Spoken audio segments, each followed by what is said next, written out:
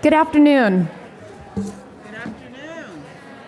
Good afternoon. Good afternoon. All right. Welcome. My name is Naomi Murakawa. I'm an associate professor in African American Studies at Princeton, and I'm a member of the Tempest Collective. I'm delighted to serve as facilitator for this discussion on capital and abolition with our two fantastic speakers, Lydia Pelot-Hobbs and Ruth Gilmore.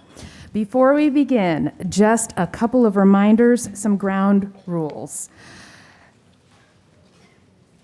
At Socialism, we try to keep each other safe. Toward that end, I'm sharing some important reminders.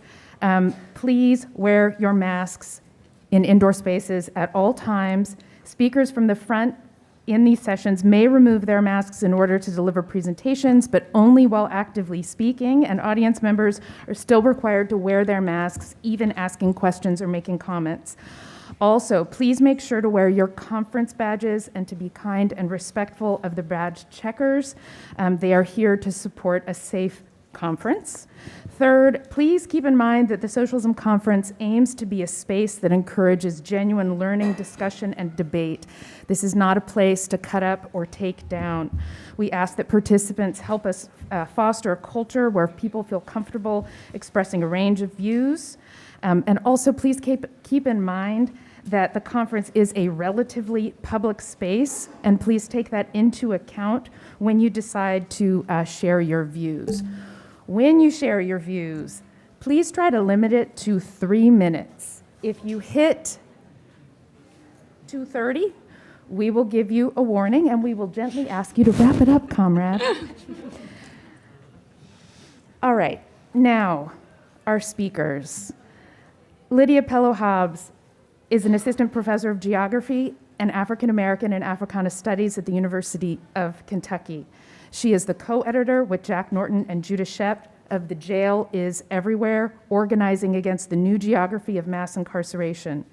Lydia is the author of Prison Capital, Mass Incarceration and Struggles for Abolition Democracy in Louisiana, which analyzes the economic terrain of mass incarceration in Louisiana, which grew its incarcerated population from 4,000 people in 1970 to 40,000 by 2010. But Prison Capital is not a book that catastrophizes as if pounding people with the bad news will somehow jolt us into action. This book is a love letter to Louisiana. Lydia will also be speaking tomorrow, Sunday at noon, on the panel From the Ashes, Grief, Care, and Time in Our Movements. All right, now I'm going to do this. We live in a culture of celebrity and individualism, and hero worship doesn't help a left that repeatedly claims that self-emancipation is the only emancipation. So I'm going to try and do this a little formally. Ruth Gilmore is professor of Earth and Environmental Sciences and American Studies.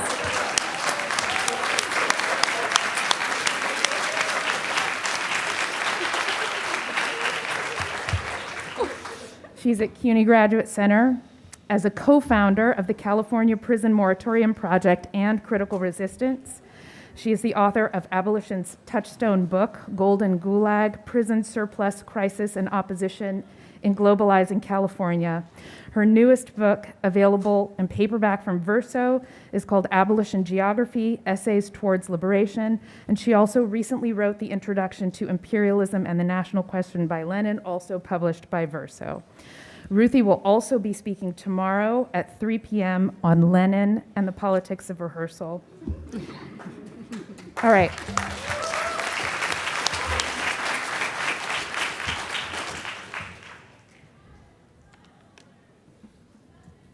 Let's go. I'm going to give you the broadest possible reach for this first question. I want to start with prison capital.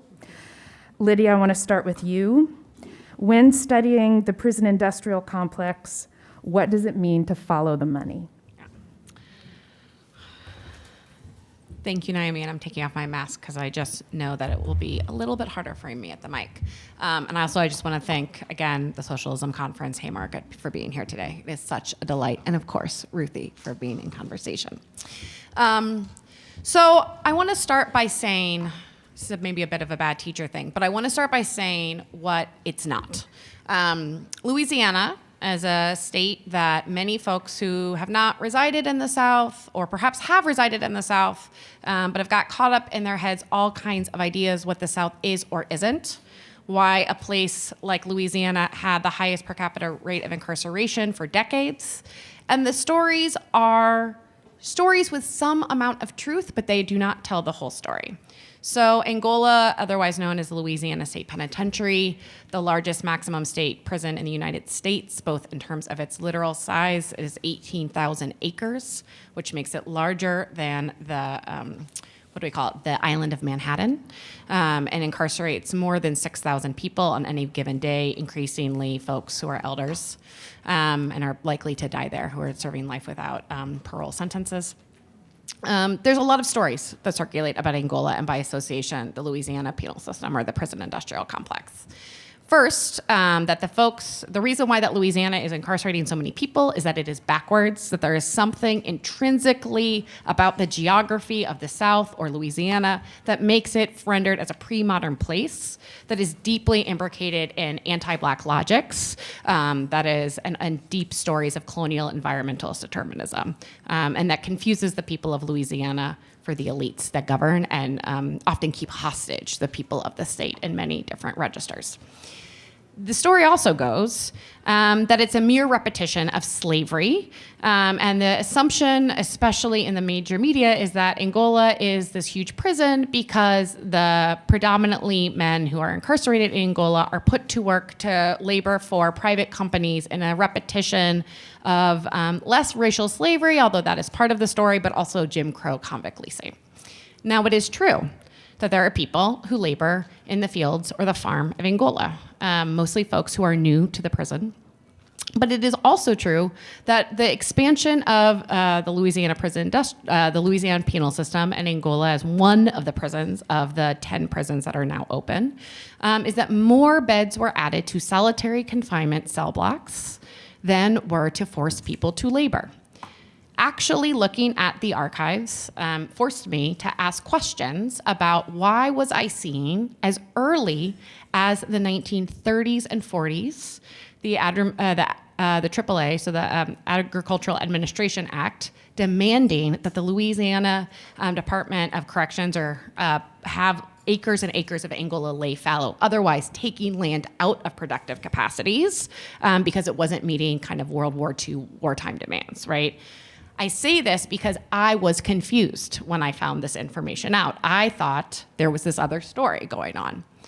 So for part of it, I think, to follow the money on that front is to be ready to be wrong or to be curious or to say, oh, why did I get this information inaccurate? What is wrong with me? And realize that those are the moments that I am finding a truth that is actually helping to clarify what is happening rather than what is the assumptions of the story.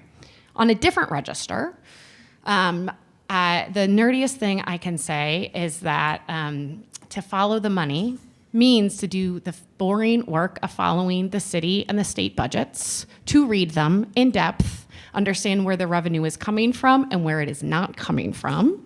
The case of Louisiana meant all of a sudden I had to learn a lot about the petrochemical industry because I learned that the 1970s buildup of the Louisiana state prison system was financed by unprecedented surplus revenue by the 1973 OPEC oil price hikes, which for an oil state like Louisiana meant that the state had millions and millions and millions and millions of dollars on hand to expand the prison system at a moment that there was a liberal federal court order that incarcerated people filed in the name of alleviating the conditions of immiseration, premature death, toxicity, and so much more. And the state's response was to say, we can expand it into, to borrow from the late, great Rose Braz, kinder, gentler jails or prisons in different ways, right? And they were able to do so because all of a sudden there was all of this cash on hand. So one of the ways that this shows up is that instead of even having to take out debt to build new prisons, they were able to just finance it with the money that they had in the state's coffers, which is a very, very rare thing for any kind of state building project. but that the political will was not that this had to be what happened. They could have built all kinds of things in that moment, right? But the political kind of agitation of the time, both on the side of liberal reformism, as well as the rising of tough on crime legislators, district attorneys, and many more, made what incarcerated people wanted at Angola and increasingly elsewhere, which is they wanted a way out of the penitentiary. They did not want a better prison in the first place. In other words, they often said that they did not want a better tomb, right, to die in, right? They wanted to live in a different kind of place. But also thinking about city budgets is thinking about more recently in a city like New Orleans, which is fundamentally, centrally a tourism economy, right? Which is part of the story that many of us should be familiar with of neoliberal economic restructuring, of cities increasingly being service-oriented, as city leaders particularly are finding less and less opportunities for revenue generation to do all kinds of things. In the case of a place like New Orleans, actually pick up the trash, actually deal with the fact that the streets flood constantly, upgrade the water infrastructure. And as increasingly federal revenue is drying up under Reagan, and then increasingly from that point forward, deciding that you're going to build a tourism economy is the way that you're going to save the city, right? So funneling money, this is an old story, into convention centers, into sports stadiums, and increasing new kinds of public-private partnerships, in the case of New Orleans, in the French Quarter. Or I ended up finding that there was a little group of people called the French Quarter Management District of wealthy business elites and residents of the French Quarter who came together to agitate for new policing infrastructures or new public-private forms of policing in the name of securing the New Orleans tourism economy in the years after Hurricane Katrina. So they did these very boring things, like they put new small property taxes on the ballot that would have impacts not just for the French Quarter, but for the city as a whole, under the promise that if the French Quarter was safer, the city would be safer and it could rebuild under a new moment. And I say that these are very mundane things, right? I think many of us, those of us who vote, which we should, especially in these local, very mundane elections, it becomes really central sites of actually abolitionist struggle, because they are the ways in which people are, in everyday ways, very small numbers of people, hundreds to 1,000, right? Really, really small groups of people are able to agitate for the expansion of policing capacity to criminalize more kinds of people in more kinds of places over and over and over again. This is a long way of me saying a lot of this is mundane, but I feel like all mundaneness is actually how we think about not just how do we write the books, but how do we do the organizing, which I'm going to pause and get to in a minute, so that we're able to, in following the money, identify the true targets of power, right, versus the places we assume the power might be, right, and to get really specific about the various scales of state making, various scales of jurisdictional power that help us actually know where are we aiming things, and also where are the different sites of the state that might be in conflict that we could leverage against each other. So I'm going to pause it there.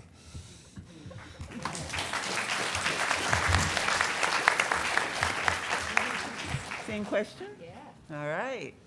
All right. Well, thank you. Thank you all for coming out. If there's an empty seat next to you, put your hand up, because there are a lot of people standing. Folks, you can sit down. Or if you don't want to, don't. But you had your chance. All right. And I just want to pick up the themes that Lydia has just so wonderfully shared with us about the various ways, totally not exhausted in Lydia's summary, the various ways we can follow the money.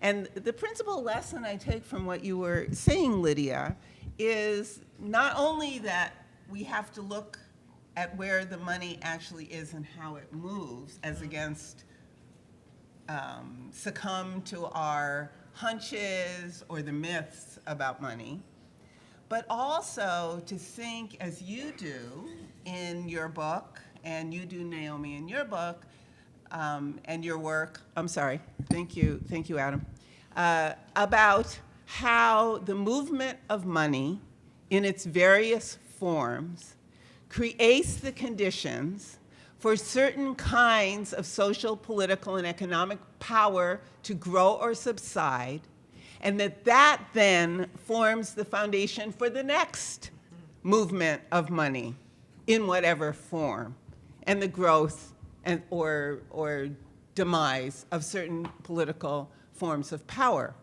So as Lydia was laying out to us, for example, the fact that in the context of the so-called OPEC crisis, before most people in this room were born, but not all,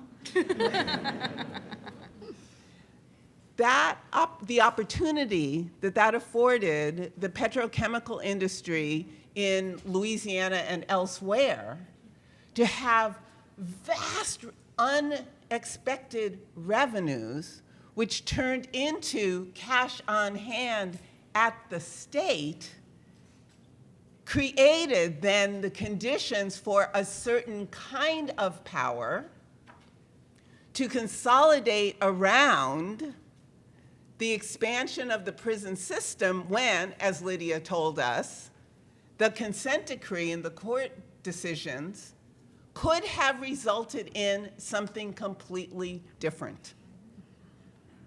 But, or maybe therefore, I'm not sure if it's but or therefore. I don't know if you've ever watched the South Park guys talk about how to make a story. It's fantastic. So it's either but or therefore. Those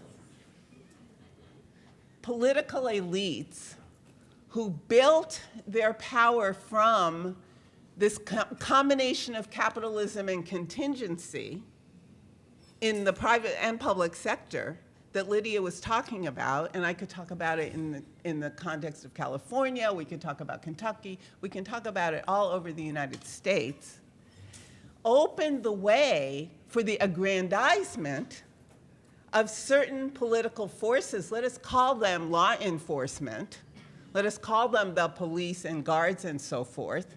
Let us call them the vendors who sell goods and services to the public, and most of them are public, prisons and jails, that then determines the next movement of money.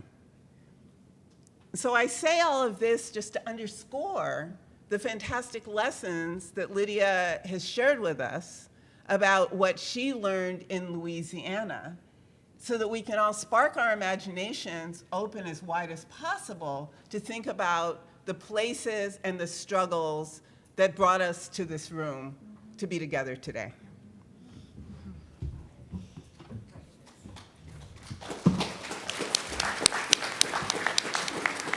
All right. So following the money is materialist analysis. It can also be mundane, and it also entails looking very closely at the minutia of state maneuvering. So I want to ask next about the state, and Ruthie, I'm going to start with you. And I'm hoping you can do a little disentangling of what you have long called the anti-state state, built on prison foundations, the ideology that rejects the idea that government can or should be mobilized towards any improvement of life, to distinguish what you call the anti-state state from what some of us might see as a tendency on the left to be flatly anti-statist in a way that doesn't allow us to get into the weeds in the way that you just discussed, and possibly even leads us down bad paths where we don't see what you have sometimes called the possibilities of the pro-state state. Okay. Oh, and by the way, I am really grateful, and I think I'm speaking on behalf of all of us, for you putting your hands together when we pause, but you actually don't have to do that. We can just keep talking. Yes, fair, Okay. 100%. All right. So the anti-state state is a concept that I dreamed up some time ago because I was completely perplexed by how it happened that in various jurisdictions, various polities, various political units over and over and over again in the second half, especially of the 20th century and on into the beginning of this century, first quarter of this century, people would run for office or try to get appointed to office, political office, promising to undo the public, fiscal, and bureaucratic capacities that make that state, at whatever scale, the state. So, Bill Clinton, the end of welfare as we know it, the end of government as we know it. Ronald Reagan, the scariest words anyone ever hears in the United States is, "I'm from the government and I'm here to help you solve your problems," blah, blah, blah, right? You can imagine what I'm talking about. And as I said, these are not only elected officials, i.e. people running for the vote, but also people trying to get appointed jobs and civil service jobs as well, who will make these kinds of promises. And yet, if we look as nerds at the shape of expenditure over time, adjusted for inflation, we will find that at least in dollar terms, the state doesn't shrink. Then we count up employments, the state doesn't shrink. We count up all kinds of measures for that object we are calling the state, which is actually a whole bunch of institutions that are internally extremely contradictory, that are, riven by problems and also competing with each other. So education, the state, I work for the state. Mm-hmm. I work for the state. She doesn't. But most of the money for Princeton comes from the state.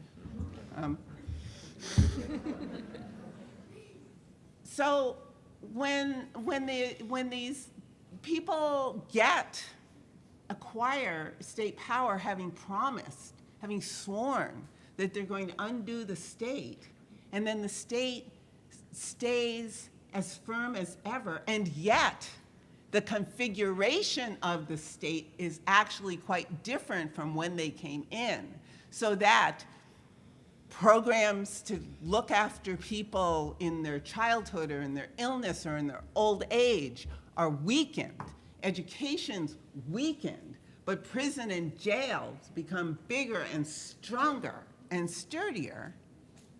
Then what I think we're seeing is the rise of the anti-state state, right? So we're putting together a kind of polemical understanding, the anti-state state, with the objective reality. It's still the state, but it's a particular kind of state. It is tending toward fascism all the time, right? Liberal fascism, the kind that thinks it can domesticate the other kind of fascism without becoming fascist itself, that kind of thing. So turning very briefly now to the pro-state state. I believe in public goods. That means I believe in goods like education, clean water, clean air, transportation, an environment that can sustain itself and sustain life. I believe in those goods. And I do not believe, although I'm waiting to be convinced, that we can realize such goods through voluntarism and associational energy. That, in my view, and in the view of many people, we must have infrastructures that include decision-making infrastructures that then we are constantly refreshing and renewing.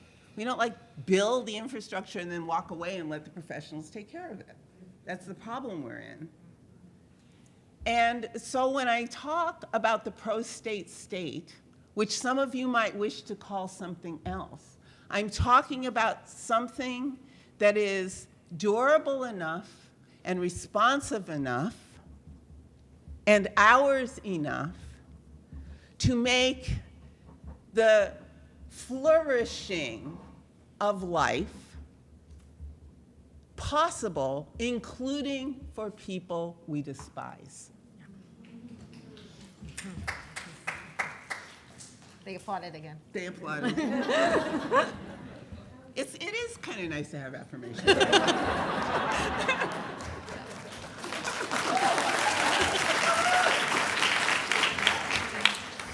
And I'm just going to also just add on to a few things there. And the thing that always comes to my mind, so today is August 31st, 2024, which we are 19 years and 2 days since the levee breaks in New Orleans in Hurricane Katrina. It means that 19 years ago, 80% of the city of New Orleans was still underwater. And I, like many people, I lived in New Orleans. I still live part-time in New Orleans, but I lived in New Orleans immediately after the storm, more or less, or starting in 2006. And I often say, I believe that there is a beautiful, incredible political tradition of anarchism that believes in the end to domination in all forms, right? I also know that watching what happened in the aftermath of Hurricane Katrina in terms of organizing and state response made me not an anarchist. All of that is true. And when I say that, and I say that as someone who was probably more anarchist, as an early 20-something in the year 2005, 2006, right? That was more of the milieu, right? So when I say that, what I'm trying to say is there was beautiful, like truly incredible organizing, rich, deep local organizing in response to the, both on one hand, the very intentional state abandonment or organized abandonment, to borrow from Ruthie, of New Orleans and the broader Gulf Coast. Not just in the moment that the levees broke and the flood waters came up and Bush and his compatriots avoided the city for far too long, but for the years and the decades leading up to the disinvestments, right? And things like public works. I saw, again, to go back to the budgets, the ways in which literally money was moved out of public works projects for New Orleans and into jail building in the 80s and 90s in Louisiana. But also, while there was an incredible kinds of different organizing. So I think about this both in terms of the folks who were abandoned in the New Orleans City Jail or Orleans Parish Prison and left to the floodwaters, who saved each other, who broke windows, who helped people swim to higher floors, who kept people from drowning in all kinds of ways. I also am thinking about the Cajun Navy and the folks who got on their boats and went through the streets of not just New Orleans, but South Louisiana and elsewhere, saving people from the roofs of their houses, while FEMA was turned back and held back by an extra day or two because of the media rumors that there was New Orleans had turned into a site of civil unrest and lawless looting, right? They literally FEMA stayed right back because of those narratives that were promulgated by all kinds of folks, from the mayor to Oprah. Mm-hmm. I mean, just real. And there was all of these folks who saw on the left New Orleans as a blank slate that was in way too many ways very in alignment with the kinds of heritage project think tank work that was coming out of the Bush administration, other folks who said this is a great opportunity to shutter public housing, demolish it, and never have it open again, right? This is a great moment to break the teachers union that was founded on equal pay for Black and white workers and was an epicenter of Black women's employment and organizing in the city, to fully charter the city public school system.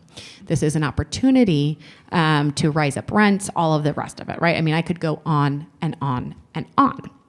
But this narrative of a blank slate, erased in so many different registers the decades, if not centuries, right, of Black, Indigenous, and other kinds of radical organizing for a different kind of future for the place, and mistook the state abandonment or this organized abandonment in this particular political moment as a normalization of the anti-state state, right, as the state can never do anything good. One of the things I think about a lot in this story is that there were all kinds of really incredible mutual aid projects that sprung up, folks trying to think about how do we make a new kind of city, and also how do we struggle for the kinds of things to, for instance, get people back home, right? Of the 90,000 plus displaced Black New Orleanians who never came back, to think about how do you open up public housing again, open up the public hospital, or called Charity Hospital, that was shuttered and never reopened despite it being a good hospital. The housing was also quite good, that was shuttered. WPA projects, literally good pro-state moment, right, of building 3-story brick buildings in a city. Those houses did not go on their side in the streets like many non-brick buildings did. And I think about this in terms of something that a local organizer in New Orleans shared with me in an interview, Shana Griffin, who organized a feminist health clinic through Insight Women of Color Against Violence in New Orleans in the years after Katrina. And the idea was, right, there needed to be a kind of feminist, a Black feminist, an anti-racist feminist healthcare center that would meet the needs of all kinds of folks who were generally abandoned by the healthcare system. But one of the things that I was told by Shana was that they always imagined that they needed the public hospital system as a backup, right? That the small clinic, while important, could not meet all of the needs that they know that their folks would need. So, if folks end up with ovarian cancer, right? If folks end up with much serious things, what is the interplay between these community-based institutions and these broader structures that could actually meet people's needs in both acute crises and in long term? So the other thing I'm thinking about too is, what does it actually mean? As someone who lives in New Orleans and his car is always getting almost flooded, or it has flooded. I don't want to talk about how many times my car has literally gotten flooded from not a hurricane, but just an everyday rainstorm, right? What does it actually mean to think about what kind of state could actually, I don't know, invest in the kinds of infrastructure that we know how to do to keep the city from drowning? And I wish, right, we could mutual aid our way there, right? And I think mutual aid is important, but how do we actually exceed these things in ways that are able to give us these kinds of infrastructures that give us the kind of life that abolition demands of us? And so I don't know if any of that is actually making sense now that I've said it out loud, but but really trying to think through, like, on these very nitty gritty levels, what does it mean to get the trash picked up, right? How do we get to that kind of a place that is not sexy, right? And that can work in tandem with these both kind of pro-state, or I think, Ruth, you might say lowercase c communist kinds of organizing. Yeah. And also the kinds of ways that we also can build up spaces of care, right? Not as antagonistic, but as kind of interdependent or mutually working together. Yeah. You got me going. Is Shana in this room? Shana Griffin? Okay, because I wrote her name down right before Lydia said it. So obviously, we are here to praise Shana Griffin. Because another project that Shana and Shana's comrades put together in New Orleans post-Katrina, I think so, was housing. Yeah. What Shana and comrades decided to do was to develop a housing project that would be out of the market forever. So this is a good thing. This is a totally good thing. And they worked very hard, many years, developed the project, got a building. I forget how many apartments it had, 4 or 6, Something a like small that. number, right? They did the whole thing. It was beautiful. They were successful. And what Shana said when she talked about it was, this is not what we should have to do. Yeah? We did it, but we shouldn't have to do it. So what I'd like to follow up on a little bit is this small c communism, and point out that abolition is a movement that is finding the way between communism and anarchism. Mm-hmm. And this is a good thing, not a bad thing. Mm-hmm.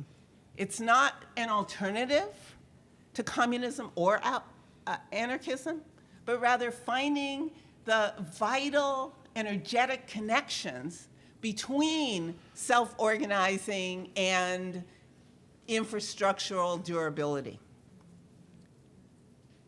And one of the things that Marx wrote about in some of his, never published papers that have finally been published, was this concept that just totally grabbed my imagination a year or so ago: communist philanthropy. So, as you might know, I frequently say that philanthropy is the private allocation of the stolen social wage. And under capitalism, that's what it is. It's the private allocation of the stolen social wage. And that includes philanthropy that any of us has taken. It's what it is. Even if, good guys wound up running, the philanthropies and handed the money to other good guys.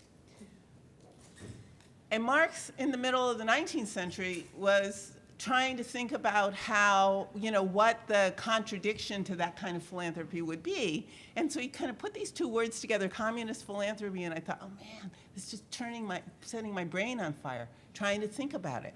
Because there is no application, there is no allocation. It becomes what we need, but that means our combined energy in struggle to realize that requires that we over and over and over again rehearse the future we want to make. And this, again, is where anarchism and small c communism come together. That Shana and comrades rehearsed the health clinic and rehearsed the housing, right? And this is modeling behavior that we need to get bigger without letting go of our capacity to constantly be involved in what its shape is, what its shape should be, and never abandoning the infrastructure to the whims or designs of technocrats, right? Yeah.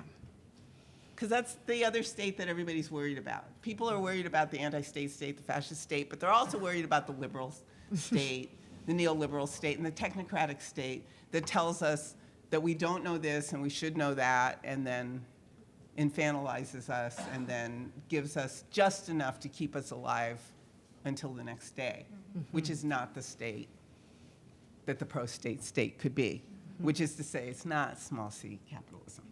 Yeah. It's capital C communism, small c. Yeah. You know what I'm saying. Communism.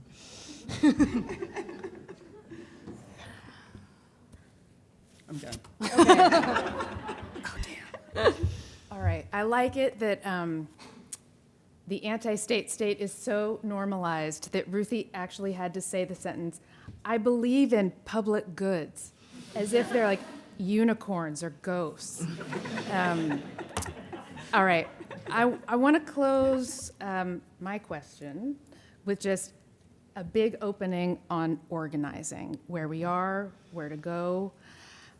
We are 4 years out from massive global uprisings of summer 2020 across Canada, Brazil, Australia, Nigeria, the UK, and the US. I'd like some of your visions, some of your thoughts on what the possible, places for improvement might be.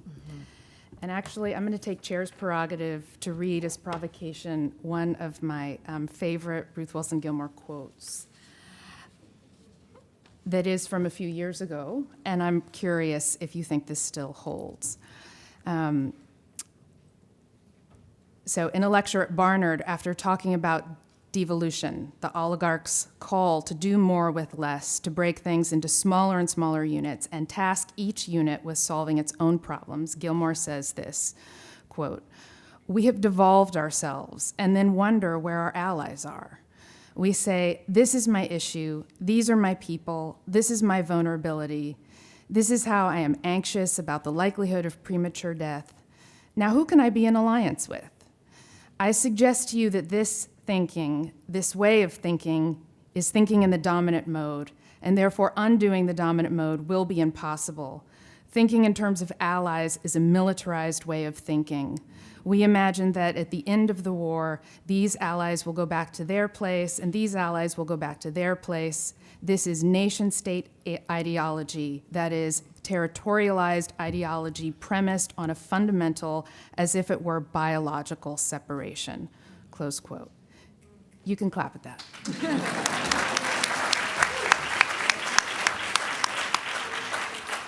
I'm wondering if you would still deliver that analysis, and also want to invite you to think globally with the room about the state of organizing. Yes. Without a doubt. Should I continue talking? Okay. Yeah. I feel like I'm talking too much. You're not. All right.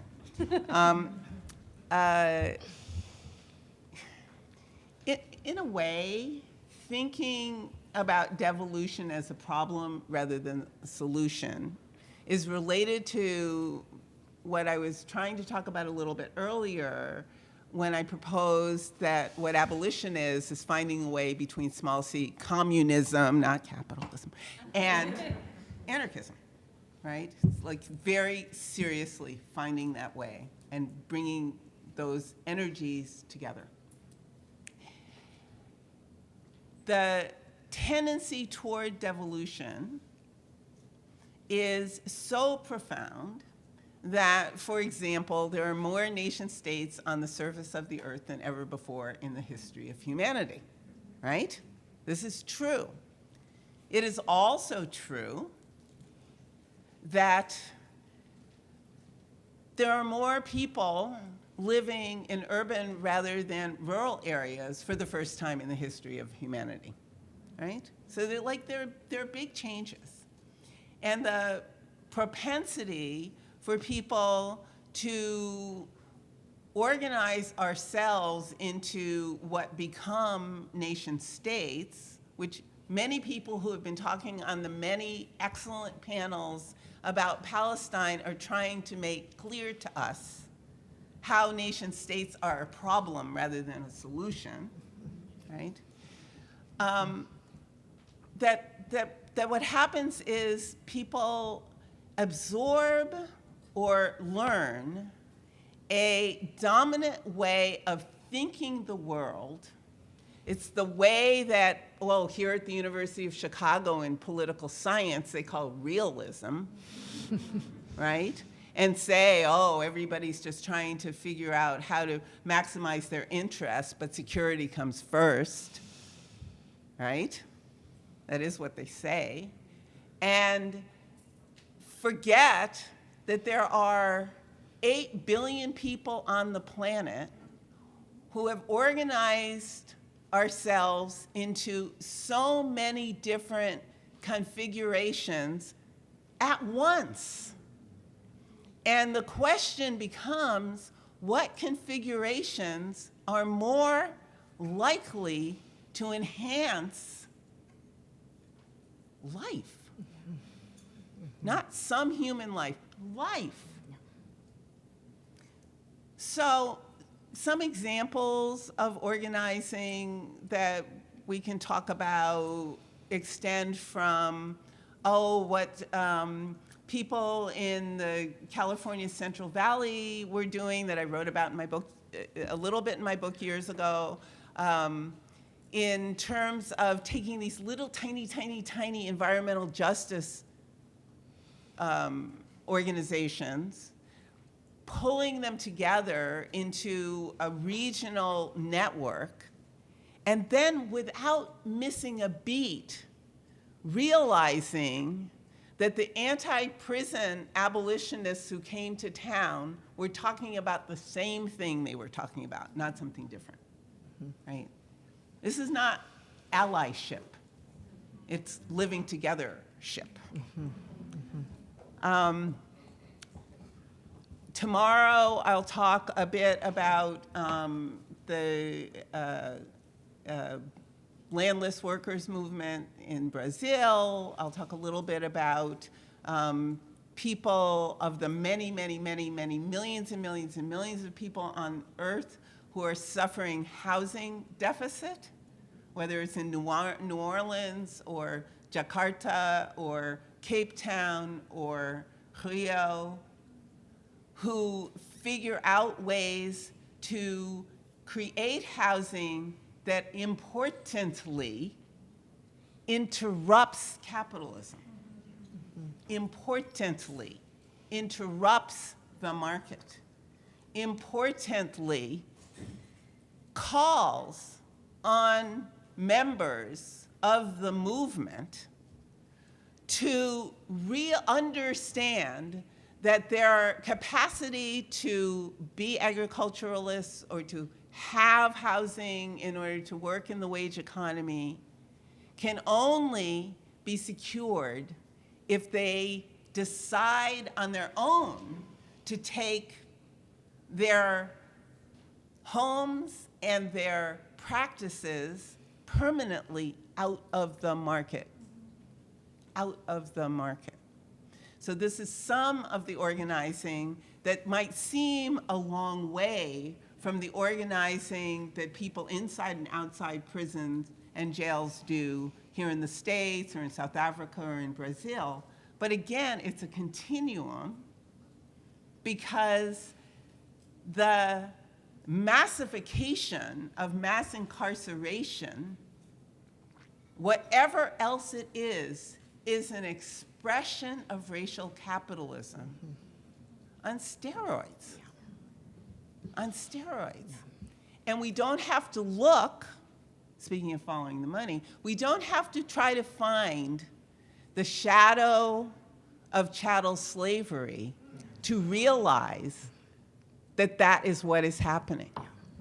The shadow of chattel slavery might help us turn our attention in the direction of the massification of the carceral,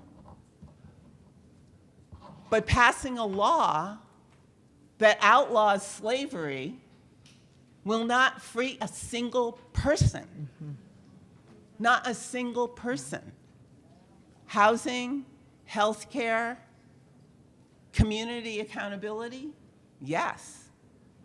Outlawing slavery, I don't think so. No.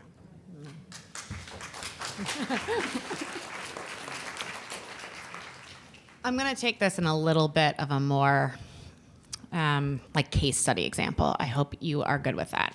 So I was running through my head, about prison capital. The book is as much about organizing as about what happened and went wrong. And I say this because it is commonplace for people to think that the ways in which stories are written about things like the prison industrial state, the carceral state, the prison industrial complex, racial capitalism is people are killed, people are exploited, people are dispossessed, there is an insurgent moment, boom, victory. And unfortunately, or perhaps fortunately, what I actually tried to tell is the story of a dialectic of struggle, right? And a dialectic of struggle that is always both in response to the various kinds of state violence at play, but also that the various kinds of struggle then reshape how the state responds in different kinds of violent ways, right? So it's not just one direction, right? We're really thinking dialectically here. So, an example. As I mentioned a few minutes ago, the New Orleans City Jail, Orleans Parish Prison, which is commonly referred to as OPP, although like many jails in America, it now has a new shiny name called OJC, or the Orleans Justice Center. People still call it OPP. OPP was a several building complex that at the time of Hurricane Katrina was the largest carceral facility in the state. It had upwards of 7,000 beds. As I noted, folks who were incarcerated there were abandoned. And I should say this, they were, when the mandatory evacuation order came far too late for Hurricane Katrina, explicitly the jail was left out, right? They were to stay put. And in fact, the then Sheriff Marlon Gusman spent those final days and hours before the hurricane came getting actually prisoners from other parishes, counties elsewhere in the United States, from different kind of lower lying parishes further south, and bringing them into the jail because he would get per diem monies, or he would get money from the state in different ways for incarcerating the people or holding them there, housing them there. During that time, juvenile folks, AKA kids, were brought into the jail. as part of this mass abandonment moment. So it flooded. It flooded a lot. And because it flooded, many of the buildings were destroyed, right? I don't know if you've ever seen what 2, 3, 4, 5, 6, 7, 8 feet of water does to a building, but it is not often rebuildable in an easy fashion.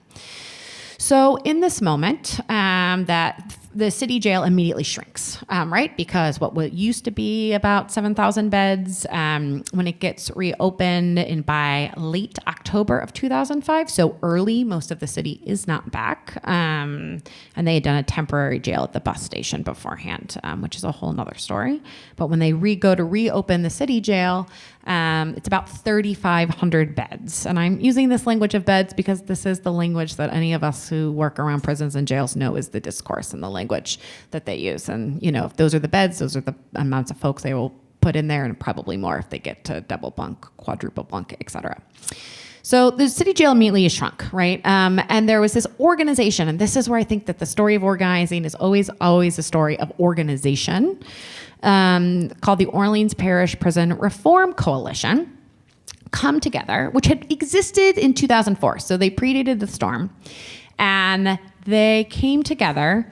And they had organized in 2004 because there was an open sheriff's race, and they organized mostly religious folks, some kind of wonky policy people, folks who were doing like programs in the jail, like a pretty typical liberal to progressive milieu.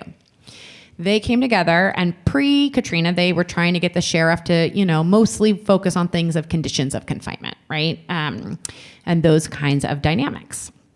Now, when the jail floods, and as that story is spreading, right? And it's spreading through the loved ones of family members who are saying, where has my family gone? Because also when they eventually evacuate the jail after several days of folks sitting in water so toxic, it stripped cars of their paint. What happened was they got shuffled around in the city's archipelago of jails and prisons without paperwork. Many, many, many people kept longer than the sentence would be for many times offenses they had never been officially convicted of, right? There were also many state prisoners in the jail. And by state prisoners, I mean folks who had been sentenced to state time, because part of the story of the Louisiana carceral boom is increasingly jails were expanded to incarcerate state prisoners instead of sending them to state prisons, which is a very fast growing trend across this the country that the jails everywhere helpfully tells us about, and our dear comrade and friend Jack Norton over there tells us about often as well in his work. So this is a way to say, and then also ICE detainees, right? There were tons and tons and tons of immigrant detainees in the city jail at this flooding moment. Folks are abandoned, they are lost in the system, they do tons of time. When folks are starting to organize again, the jail becomes an epicenter of the conversation, and it becomes out of this crisis, right? So folks, many of whom had initially been organizing around youth incarceration through an organization called Friends and Family of Louisiana's Incarcerated Children, and the Juvenile Justice Project of Louisiana, who had been organizing to successfully shut down a youth prison, the Tallulah prison in Louisiana, which has a bit of a sad story that I'm not going to get into there right now afterward, but they've shut down this youth prison. They realized that there is this things happening in the adult system, right? Because they literally go around to evacuation centers, and they're trying to track down where kids are, and then everyone's like, my family has been lost. So when Orleans Parish Prison Reform Coalition reforms after the storm, it is no longer an organization that is focused on just conditions of confinement, right? One of the members, both pre and post Katrina, Don Everard, talks about that they'd realized that the city jail could shrink in half, and that was not the end of the world, that they could start actually focusing on organizing around the size of the beds. So when they rebuild the coalition, and it becomes more, the grassroots organizations led by formerly incarcerated folks and their loved ones, the Congress of Day Laborers in New Orleans, many, many different kinds of organizations, the Critical Resistance Chapter, who held a pretty strong abolitionist principled stance in the coalition, but also were very happy to work with some liberals who had like different agreements, right? Like true coalition, came together and over many years realized that they could start to actually focus on the size of the jail. So this was a moment that the crisis opens up to move from a condition to the crisis of actually incarceration, right? So it's no longer the conditions in the jail, but the condition of incarceration itself.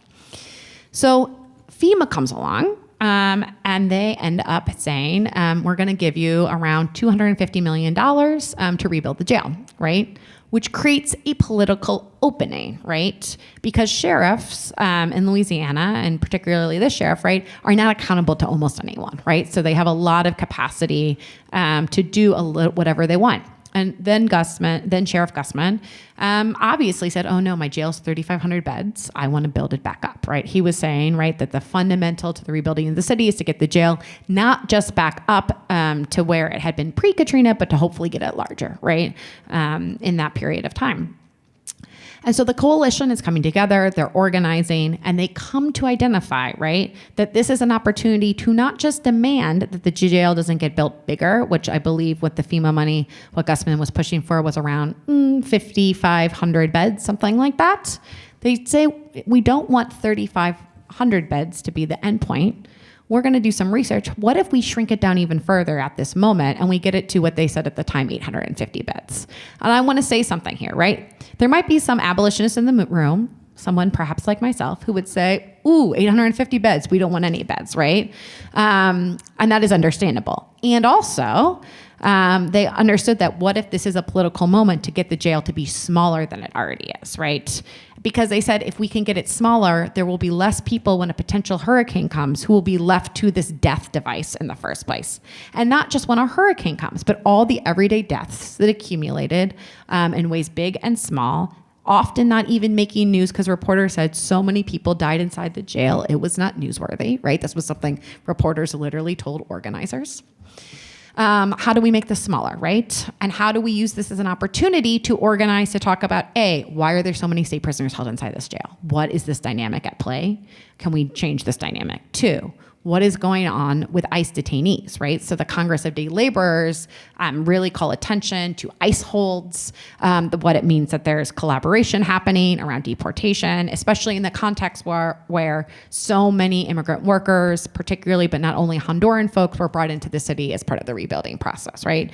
And we're both working on, in day laborer corners and then also getting swept up as part of the kind of system of wage theft and what have you that's happening across the city at this time.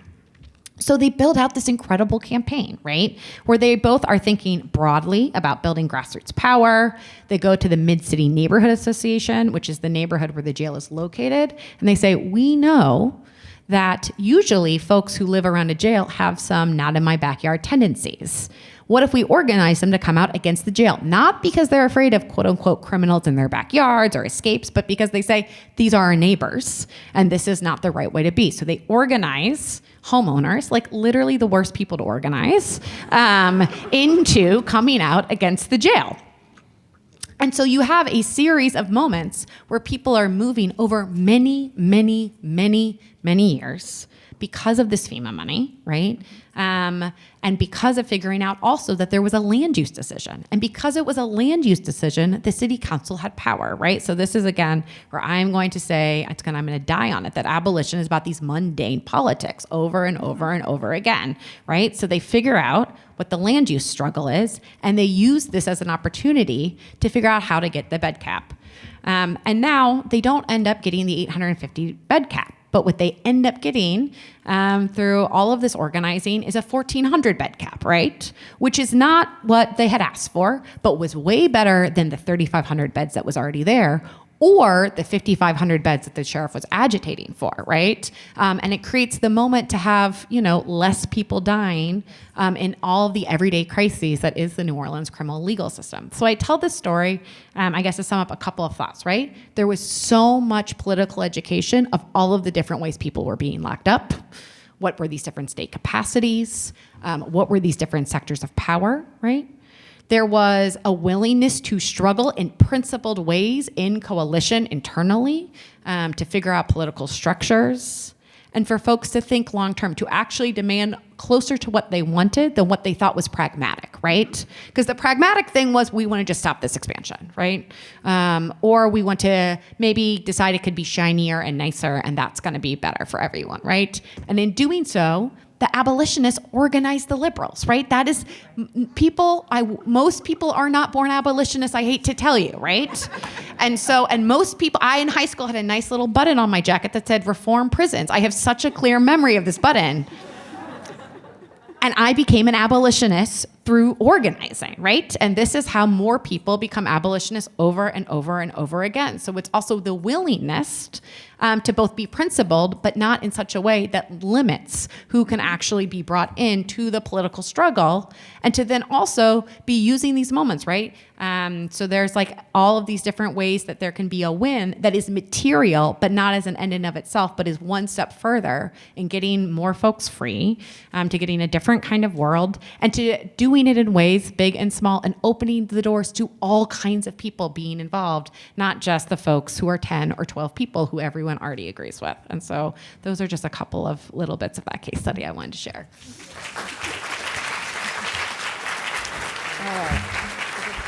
You've been very patient. We're going to open it up.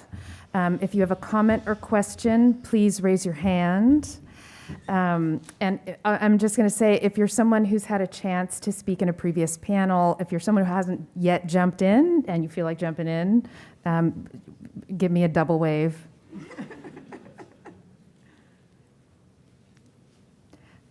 This is much leaner than I thought. All right, we're gonna start here.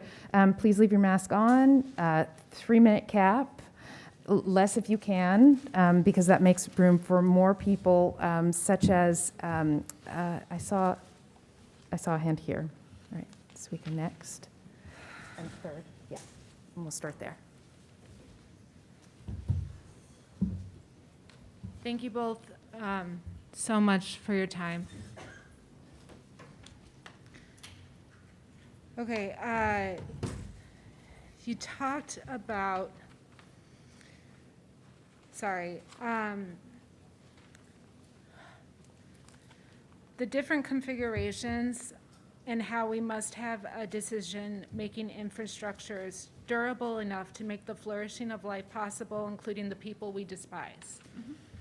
So I'm an abolitionist. I'm also, I have 14 years clean and from like heroin and alcohol. And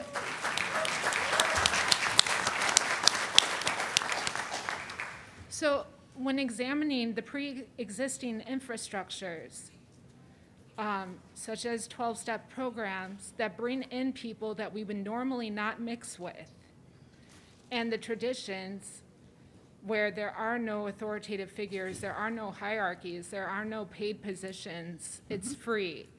It's global, it's international, it's national, it's local. There's a meeting app that you can open up and find any meeting. So if we replace the word alcohol, where the only requirement is a desire for change, and if we had like different branches, like the abolitionist anonymous branch,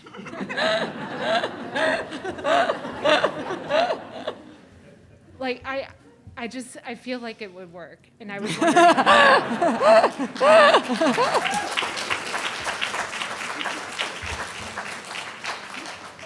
I'll take that one. Hi, thank you for the panel. My name is Lori Beth. I'm a retired paramedic from the San Francisco Fire Department. Two things. One, about the prisons. There's a man named Gary Tyler. He was a young man who was on death row for 45 years because he killed a white boy, which he did not. He's now out, and he's a quilter, and I highly recommend you all to have a look at him. The other thing is I was in Hurricane Katrina 19 years ago, which I didn't realize how much this brings up until what you had to say. It's kind of amazing to be at a paramedic conference and be staged at the fancy Hotel Monteleone, which was stunning.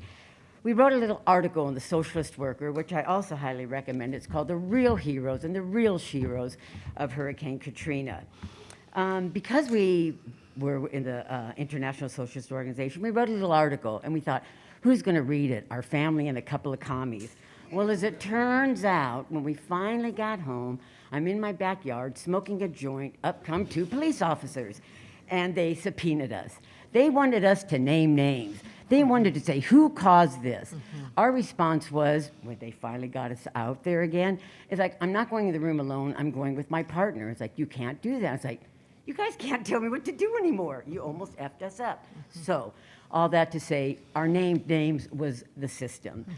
And the one thing I do want to say, when we talk about crimes, there was a white couple staying at this hotel, and they're like, I don't deserve to be here. I need these towels that I'm taking, not stealing. Whereas when you see black people, they were looting, they were stealing. But what were they doing? Trying to survive. So it's interesting to see our perspectives on what is a criminal and what is acceptable. Anyway, thanks so much for this panel. Appreciate it.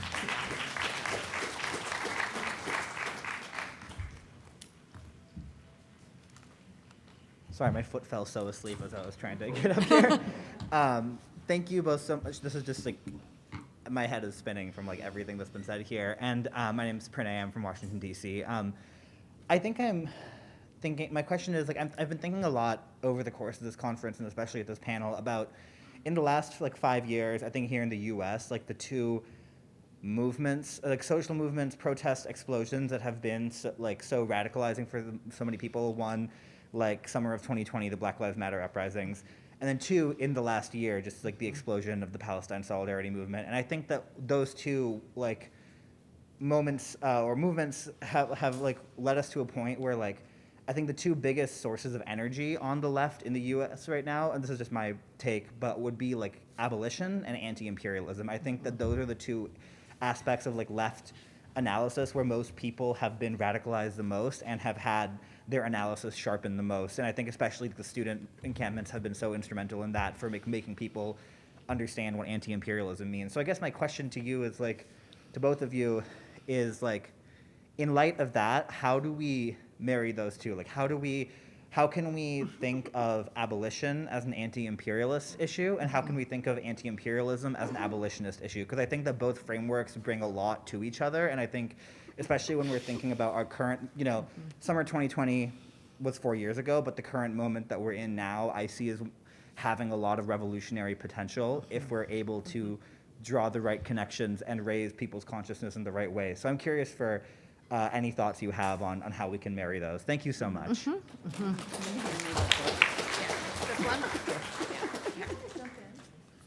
Should I do a round of answering, or should we take more? We can do a round of answering, or we can take. Should we- Let's do a round of What do you answering. want? And then Yeah, then yeah. I'm gonna call so you can get ready. So one, Okay. two, and then way in the back in the green, three. So, abolition, anti-imperialism. Yes, yes, yes, yes, yes. I mean, I think all, and I think about this also in the very longue durée, right? If we understand abolition democracy, right, which we should all know, and if we don't, we should read up, right, comes from the indispensable Black Reconstruction by W.E.B. Du Bois, right, who is asking us, or telling us, right, about the kinds of different world making. Abolition is a world making project, right, that traverses all kinds of scales. And he tells us about this in terms of these moments, both in the lead up to the Civil War, during the Civil War, and the general strike of, right, enslaved people running to freedom and making freedom in those spaces, and then the various kinds of freedom making enterprises of all sorts that occurred across the South, but not only the South, in the Reconstruction era, right, which we often get erased. So if we understand that this moment of abolition democracy is fundamentally about the end of slavery, but if Ruthie's also right, it's not just there's a law that outlaws slavery, right? But what does it mean to make a world where slavery is impossible? And that requires us to think of a world where colonialism is impossible, right? Because there is no U.S. racial slavery without the U.S. settler state, and not just the U.S., right? All of these different interconnected relationships. So it's not theoretical, it is material, and its kind of like deepest roots. And so, I think this moment, and I think, both of those moments of 2020 and now, right, are also in the response to the incredible acceleration of death making, is what I'm also thinking, right? So 2020, obviously the killings of George Floyd and Breonna Taylor and so many other people, but also the pandemic, right? People are literally living in a moment of heightened death and disregard for life on all kinds of ways, differentiated, right? But also universal in certain ways, like both and. And also what we are witnessing in Gaza and the West Bank and so much more, right? That there is, I think, a way that if we are thinking always that our politics are rooted in an expansion of life in all of these ways, then we have to be thinking in that kind of register. And I guess what I'm curious about, and I'm a professor, and I'm a professor at the kind of university that does not have a lot of student activism. That's not a critique, that's just a fact.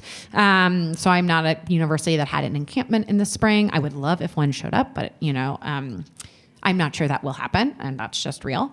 And I'm saying that because what are all the different ways, though, that people are organizing on campuses and off of them in this moment is heightened, it is strong, and I think that we're already seeing, because of the contradiction's the wrong word, because of the ways in which we are seeing the criminalization of dissent in this moment, right? It forces us to see this, again, in this material way. Students, faculty, staff getting suspended, expelled, fired, all of the different kind of ways this is happening shows us that criminalization is going to be, and state violence in all of its forms, is the response to protesting state violence, right? Time and time again.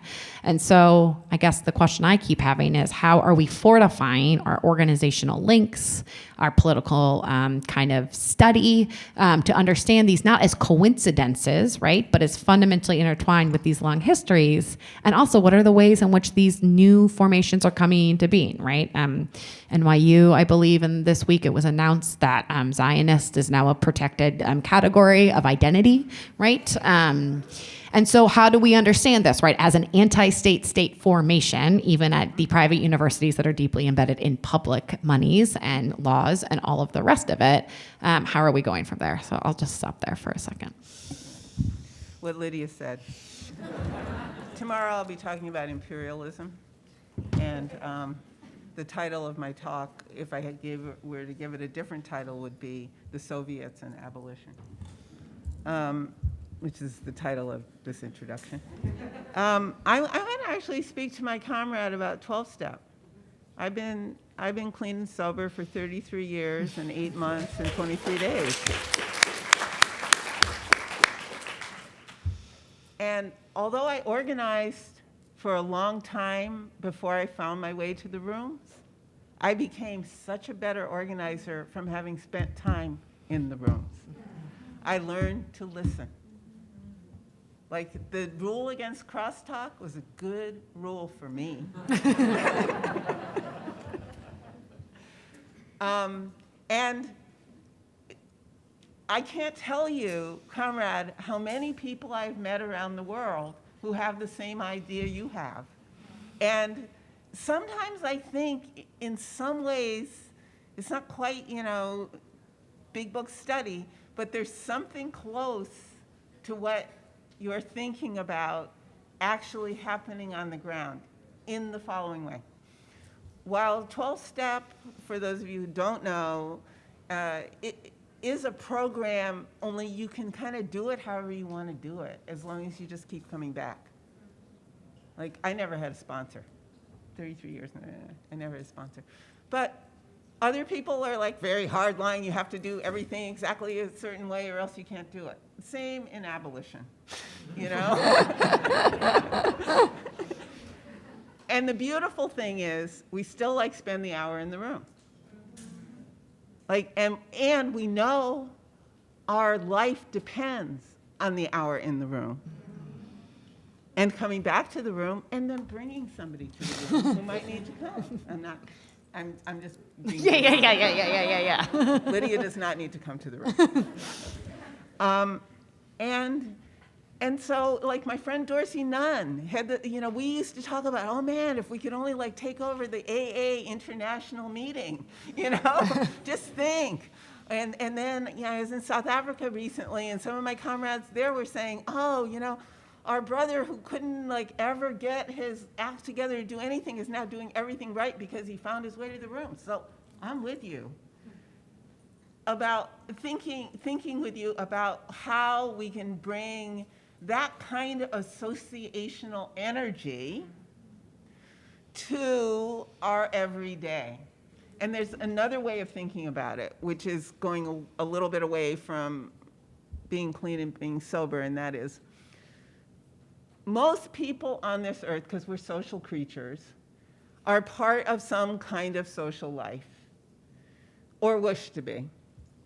And whether that social life is political, or it's faith, or it's union, or it's church, or it's a choir, or it's just who you talk to at the laundromat when your clothes are spinning in the dryer, all of that gives us some opportunity to think about how we already model for ourselves the kind of combined energy that can make a difference for ourselves and others in the world.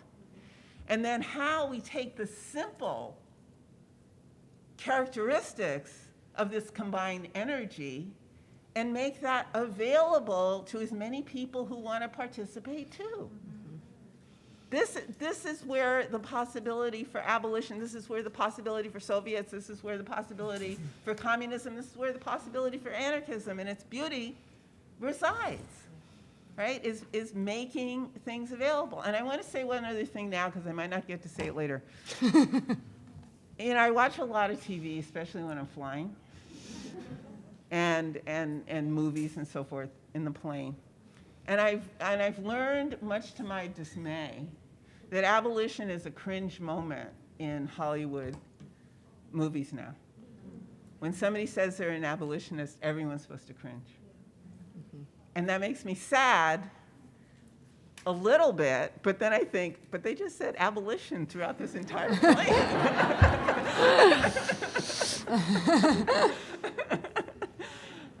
But the caricature, you know, in American Fiction, that movie, you know, there's the silly abolitionist, and then I just was watching Girls on the Bus, and there's an abolitionist. The caricature is there, and yet I think the word lodges in someone's brains, just like, you know, Are You a Friend of Bill lodges in your brain, and that someday, sometime, some other friend of Bill gets you in the room and you don't die. So these are some of the things I think about as well. And this is kind of part of what I'm meaning when I say that abolition is emancipation in rehearsal. Going in the room is emancipation in the rehearsal. This is emancipation in rehearsal. Yeah. Yeah.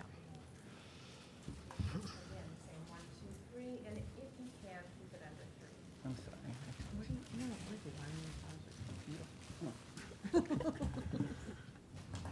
I'm still a little bit nervous because I am starstruck. So it wasn't until my brother was sentenced to a prison sentence that I saw the connection between immigrants and then how like immigrants get transferred into like higher security, like securities, and like just the fucked up nature of like the prison and the detention systems. So that to say, I'm an immigrant rights organizer. My family came from the U.S. Virgin Islands, which is a U.S. colony, basically, just like Puerto Rico. Mm-hmm. But finding that connection, we live in Florida, and as you know, Florida has amplified in recent years its connection between ICE and like detainers and all that messy shit. But in the side of the good work that I must say happened was I really got lit up when you talked about how the landowners, like they fought against, because with the CCA Go Away campaign, we're able to like and have one of the detention centers not be built, right? So I did want to live that work in this space because that shit was hard, and that happened, right? Yeah. So. So the other piece of that, it is understanding like Florida. I love and hate Florida, beautiful land, but fucked up people in so many ways, right? So the pandemic really did some stuff, right? The pandemic really did some like soul searching, I think, for a lot of people, especially in how, you know, folks were not let it go. But we're now seeing the rise again of like this narrative around mass incarceration, particularly immigrants being funneled. A little bit, I would love to hear kind of your takes, like if there's any takes on, I heard Louisiana Louisiana and the parallels to Florida, because that's where we are. And then the other thing is the culture, right? Huge cultural worker. So I love that you mentioned Hollywood, because in the same nature, I do think that just like public goods, it's the conversation about culture and how do we like make sure that people understand, make the what seem complicated more simple in how we enjoy, like, you know, live life. So that's it for me.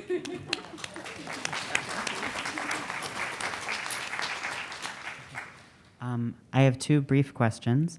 The first is, here in Illinois, Stateville Prison is in the process of being closed, and the state has already allocated money to rebuild it, although those plans are very much still up in the air. What advice do you have for those of us in Illinois to try to organize to shrink or eliminate whatever the new plan for Stateville is?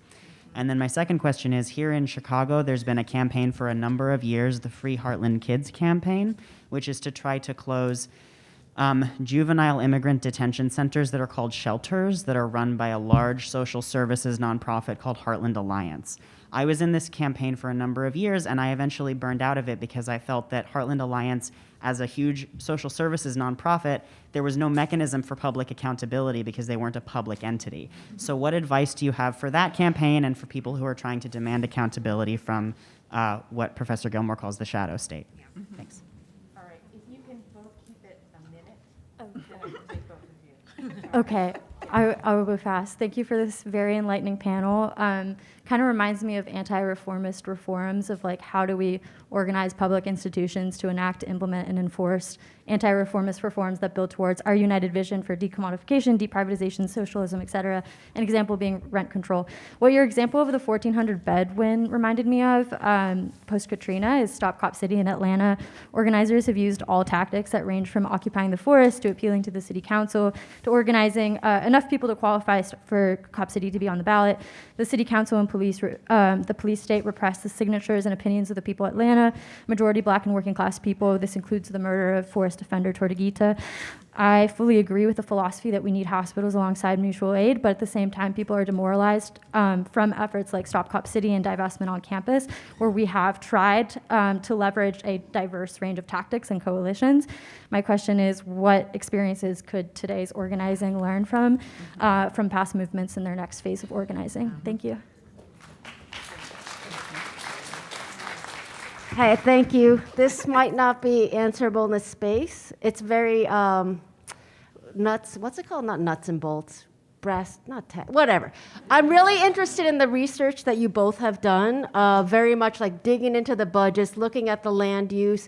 You know, I think a lot of the issues that we confront, this intersection of like the federal decision-making, FEMA and the federal government, the states like Louisiana having their slush funds do whatever the fuck they want to do, and then the neoliberal city as like this austerity-driven, you know, corporate space, right? And I think just in broad strokes, like in people trying to figure out how power is circulating now and how we can disrupt it, like any advice you have on like research approaches and that kind of thing. Sorry if it's not sharp, but. I know that you're both going to cover all of that in 3 minutes. Okay. Yeah. Total or each? Total. Each. Okay. Okay, go first. Okay. Great questions, everybody. Thank you again.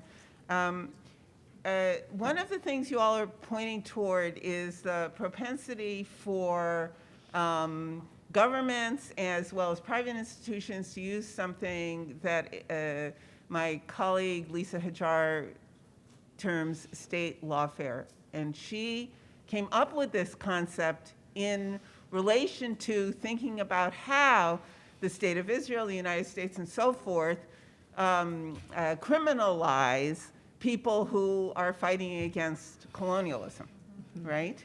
They criminalize them. And the tendency toward criminalization is what brought us to our research in the first place, what brought us all together here today. It connects all of the panels on abolition, all of the panels on Palestine, all of them. And there is also a tendency to go sort of rock back and forth between criminalization on the one hand and infantilization on the other. Right. Criminalization, this is against this law, and you should be punished, and infantilization, you don't understand enough. Right. Whether it's young people in an encampment or people trying to figure out how to undo the PIC. I'd probably use my 3 minutes. Thinking about how power works, it just means doing something like, let us say there's a piece of land in a city that the city is going to turn into a jail, or a luxury accommodation for that matter. Go read the documents that land sits on, who owned it, what are the zoning laws, so on and so forth. All of those things give an idea about something else to think about. So instead of being bored by the drudgery, and it is drudgery, just think about how the puzzle that we're solving is part of this big puzzle of undoing racial capitalism. Yeah. This is what we're doing. A comrade last night on the Palestine panel said, don't tell us Palestinians what to do. We've tried everything, and we continue to try everything, and this is true. The point, though, and this goes to Mizoue's question at the end, was it Mizoue's question? No, it's the question before that about discouragement. Elise's question about discouragement is, many of these struggles take a long time. Yeah. It is understandable one feels discouraged after a month or through 2 months or 3 months. There's got to be a way to find the energy in the room to get back to the work. It was like 26 years ago we launched the contemporary abolition movement. I mean, I'd be really discouraged if I thought something was going to happen in a few days, and I don't mean to put down anybody who's young, but there is this longue durée here that we're all part of, and being in solidarity with each other is part of what makes it possible for us to get through it. And I'll just stop there. Yeah.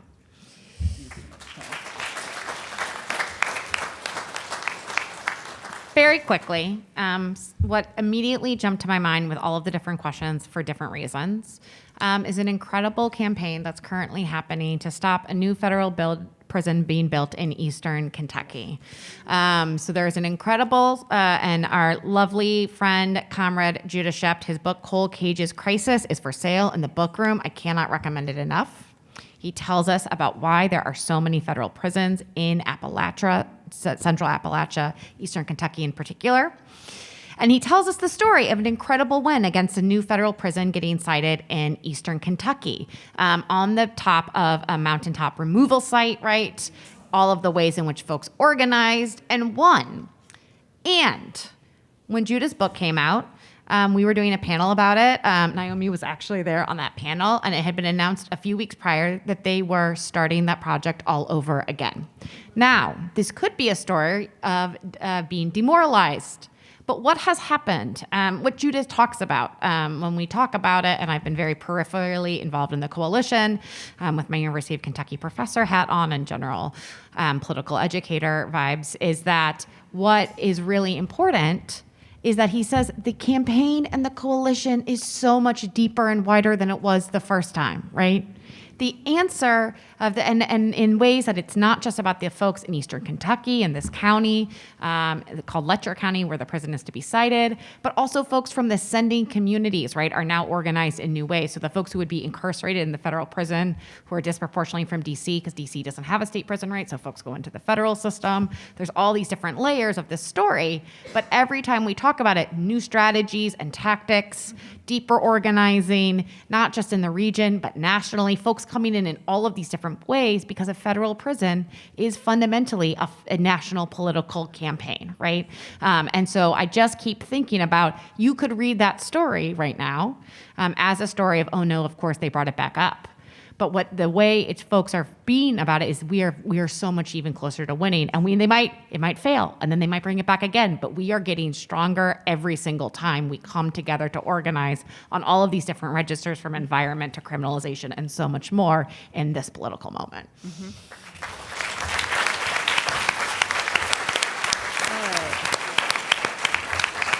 That's it. Thank you for your engagement. Thank you to Haymarket Books, and thank you to our wonderful panelists today.